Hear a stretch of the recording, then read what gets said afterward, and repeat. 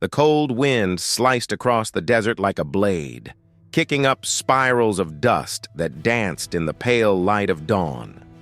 A convoy of unmarked black SUVs cruised down the empty road, their engines humming low, tires crunching gravel as they approached the facility, hidden beneath the Nevada sands. Inside the lead vehicle, Commander Jason Reed sat in silence, his fingers tapping restlessly on the tablet screen in his lap. Lines of encrypted code scrolled rapidly across it, a visual pulse of the mission unfolding ahead. "This place was wiped from every government archive 10 years ago," said Special Agent Lynn Matthews, seated beside him. Her voice was low, clipped. No name, no paperwork, no jurisdiction, and yet it's active again. Jason didn't look up. "It was never fully shut down. Just buried. Now someone's digging." The convoy slowed to a stop before a blast-proof steel gate embedded in the canyon wall. A retinal scanner blinked awake, scanning the lead driver's eye through the tinted glass. With a hiss and a low mechanical groan, the gate opened. Beyond it, carved deep into the rock, was the entrance to Project SABLE, a defunct experimental canine facility once tasked with training advanced military dogs for high-risk operations. Officially, it was decommissioned. In truth, it had evolved into something darker. Jason stepped out of the SUV as the gate closed behind them. The facility's air was sterile, metallic, humming with hidden life. He felt the weight of memory settle on his shoulders. He'd been here before, years ago, before the collapse, before they lost control. They were greeted by Dr. Caleb Armitage, the lead behavioral scientist from the original project, now older, paler, and visibly nervous. "You shouldn't have come," he muttered, glancing at the agents. "If they know you're here, it's already too late." Jason's voice was calm but forceful. "We know there's been movement. Dogs gone missing from military kennels. A biometric signature pinged in Berlin last week. They're testing them. Somewhere out there, someone's running Phase 3. Armitage hesitated. "Not someone. Him." Jason froze. Mason Kane? The name hung in the air like a toxin. Kane had been the architect of Project SABLE's final stage, selective genetic modification. The goal, to create a canine unit capable of instinctive decision-making, telepathic response to trauma zones, and predictive threat analysis. It had worked. Too well. Until Subject Zero escaped. "We lost him in the Arizona blackout," Jason said. "No sightings in 6 years. Because he didn't want to be seen. But now he's recruiting and he's found another Zero." Jason clenched his jaw. "Where?" Before Armitage could answer, alarms shrieked through the corridor. Red lights pulsed. Security doors slammed shut. "Breach in Sector 4!" a voice crackled through the PA system. Jason spun. "Matthews! With me! Armitage! Lockdown protocol, now!" The two agents sprinted through the narrow halls, past rows of dormant lab cages and sealed observation rooms. As they turned a corner, a thunderous growl stopped them in their tracks. A dog, not just any dog, but nearly twice the size of a normal German shepherd, lunged from the shadows. Its eyes glowed with a golden hue, its body covered in irregular scars. Matthews raised her weapon, but Jason threw up his hand. "No, that's not just a dog, that's 08! The beast froze at his voice, muscles trembling with restraint. Jason stepped forward slowly. "You remember me, don't you?" The animal's head tilted slightly, recognizing the voice, but before anything more could happen, a high-pitched whistle echoed down the hall. 08 growled, ears twitching, and bolted into the darkness. Jason chased after it, his boots pounding the concrete. They reached a heavy security door, but it had been ripped open from the inside, and on the wall, smeared in dark red paint, were 3 chilling words. "Zero is coming." The hallway beyond the torn door was dimly lit, shadows shifting like ghosts along the cold steel walls. Jason and Matthews moved carefully, weapons drawn, eyes scanning every inch. The silence was almost suffocating. "If Kane really is here, he's already ahead of us," Matthews whispered. Jason knelt beside a series of claw marks carved into the floor. He's not running. He wants us to follow."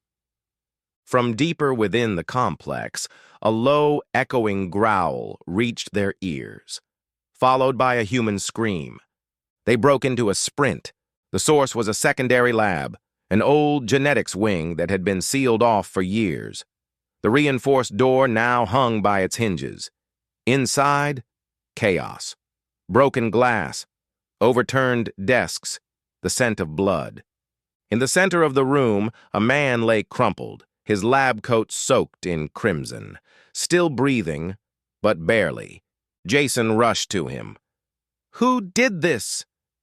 The man's eyes fluttered open, pain laced in every breath. He took it. Took the Omega drive. Said the girl was ready." Matthews leaned in. "What girl?" The man shuddered. "New Zero, the next evolution." Jason's stomach turned. Where is he taking her? But the man's eyes went still. Dead. Matthews stood. Omega Drive. Wasn't that the neural framework Kane designed for emotional imprinting? Jason nodded. And it only works if bonded early. If he's made another Zero... A light flickered behind them. A monitor, still active. Surveillance footage. Jason tapped keys furiously until he found the latest timestamp. The screen came to life. Kane, tall, lean, wearing a dark coat, walking with calm purpose through the corridor. At his side was a young girl, no more than 12, her hand resting on the head of 08, who walked with her like a shadow. "He's rebuilding the program," Jason said darkly. "On his own terms." Matthews's face was pale. "He's training a child to command them." Jason stared at the screen. "We have to stop him before Subject Zero has a successor." The storm hit just as the Black Hawk crossed into Utah airspace. Sheets of rain lashed against the windshield, and wind buffeted the aircraft with relentless force. Jason tightened his grip on the seat harness. His jaw clenched as the pilot fought to stabilize the chopper. Matthews leaned in, her voice cutting through the hum of turbulence. Satellite ping placed them near the old Zion Ridge facility, abandoned in '94, used to be a radar ghost station. "Now it's something else," Jason muttered. "That girl, she's the key. Kane's not just making another Zero, he's turning her into a conductor." "A what?" He looked at her grimly. "The original Zero didn't follow orders. He followed trauma, pain, chaos. But if Kane teaches this girl to direct them, she won't need to speak, just feel. And they'll act." The implications settled heavy in the air. A living neural command tower. No chips, no tech. Just raw, emotional instinct. As the chopper descended, floodlights swept over the cracked concrete remains of the Zion Ridge complex. Rain pooled in deep craters. Rusted fencing surrounded the perimeter. Jason and Matthews dropped out of the cabin, rifles ready. Thunder cracked overhead as they moved through the compound, the howling wind muffling their steps. Inside, the facility was dark. Dust covered everything, but fresh boot prints trailed across the floor. Jason followed the trail. They led to an elevator shaft. "Power's off," Matthews said. Jason knelt and pried the door open manually. The shaft plunged into blackness. "Climb down?" He gave a tight nod. "We've gone this far." They descended into the dark, the only sound the creak of old steel under their boots. At the bottom, a tunnel lined with old conduit. Lights flickered on as they stepped in. Motion activated. "He's expecting us," Matthews said. Jason didn't answer. He already knew. The corridor ended at a thick blast door, partially open. Jason pushed it wider and froze. The room was a dome, bathed in soft white light. At the center stood Kane. He hadn't aged much, his features still sharp, his eyes colder than ice. The girl stood beside him, silent. At her feet, 8 watched them with intelligent eyes, unmoving. "You always were persistent," Kane said. His voice was calm, almost amused. Jason raised his rifle. "It ends here." Kane didn't flinch. "I doubt that. Not with her here, not when she's about to change everything." "You're using her." "I'm teaching her." "She's not a weapon, Reed. She's evolution. She's a child." Kane glanced down at the girl, then back. She was left behind, discarded by the world, just like 08.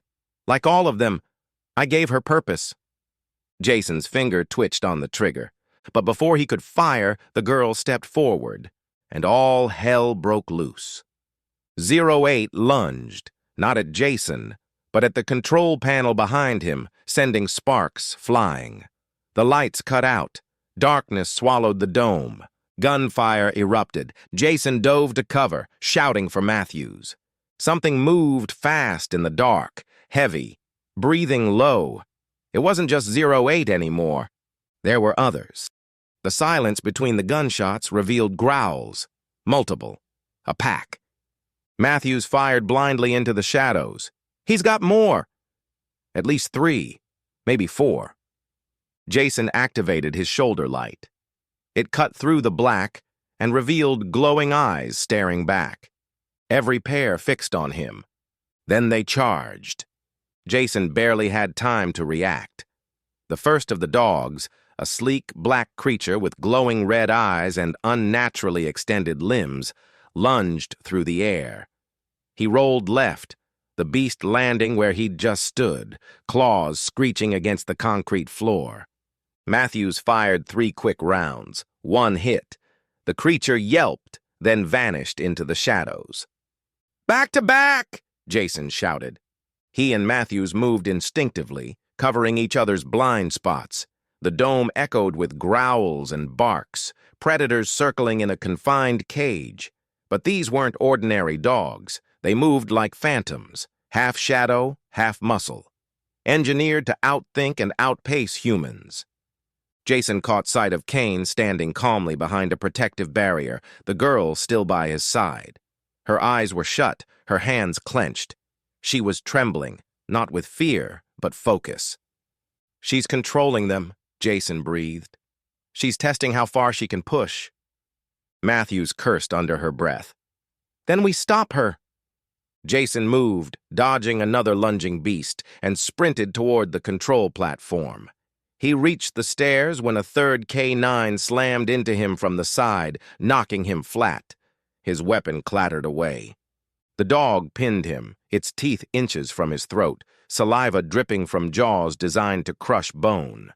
Jason met its eyes, empty, but flickering with something deeper. Pain, hesitation.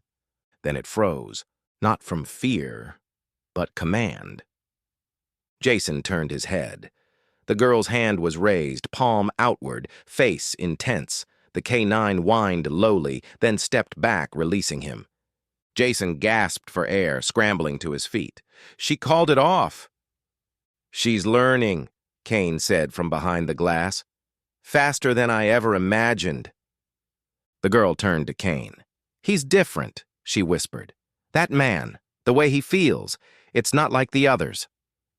Jason's heart pounded. She wasn't just reacting, she was empathizing. Kane nodded solemnly. "That's why you're special. You sense what others hide." Behind Jason, Matthews kept the other dogs at bay with short, controlled bursts. "Jason, we need to end this now." "I know," he called back. Jason turned to the girl. "You don't have to do this. You don't have to listen to him." The girl's brow furrowed. "But he saved me." "He made you something you're not. You're not a weapon." Kane's expression darkened. "Enough." He pressed a button on his wrist device. The room shuddered. From the walls, vents hissed open, and a low frequency began to hum. The dogs shrieked in unison, suddenly rabid, foam dripping from their jaws. "You forced my hand," Kane said, his voice full of anger. "She wasn't ready, but you came anyway." Jason charged the platform, grabbing a broken steel rod on his way. He swung upward, smashing the glass in a shower of sparks. Kane recoiled. Jason vaulted through. Behind him, Matthews screamed, "Jason!" The dome was chaos. The girl backed away, clutching her ears as the frequency surged. 8 barked sharply, stepping between her and Kane. Jason raised the rod toward Kane. "Shut it down, now!" Kane's lip curled into a snarl. "You still don't get it. You think this is about control, about power, but it's about survival. Evolution always demands sacrifice." Before he could reach another command key, 08 turned and growled at Kane. Kane froze. "What are you doing?" 8 stepped toward him. The girl, eyes wide with realization, whispered, "He's choosing." With a sudden lunge, 8 tackled Kane, sending him crashing against the platform rail. Sparks flew, the control panel short-circuited, the frequency cut. The remaining dogs froze in place, then whimpered, confused and disoriented. Jason stood frozen, eyes locked on 08. The beast had Kane pinned, but didn't move to kill. The girl walked forward slowly and placed a hand on 8's back. "It's over," she said quietly. Kane groaned beneath the dog, defeated. Jason exhaled for the first time in what felt like hours. The aftermath was eerily quiet. The remaining dogs, once agents of chaos, now lay in submissive poses around the dome, as if a great storm had passed and left only silence in its wake. Rain still fell outside, but within these walls it was calm. Matthews moved forward cautiously. Jason offered her a nod, then turned to the girl. "What's your name?" She hesitated. "Nina." Jason smiled softly. "Nice to meet you, Nina." She looked back at 8, who still sat like a guardian. "He was always gentle, with me. You're important to him. You gave him something no one else could." Trust. Kane stirred. Matthews moved to restrain him. "He'll answer for what he did." Jason didn't look at him. His attention was on Nina. "We'll keep you safe now. You won't have to run anymore." Nina's eyes welled with tears, but she nodded. Later, outside the facility, the sun finally broke through the clouds. As rescue teams arrived, Nina sat beside 8, her fingers buried in his fur. Jason stood nearby, silent. Matthews approached. "You think she'll be okay?" Jason watched as Nina leaned against 8's side, safe at last. "I think she's already stronger than we ever were."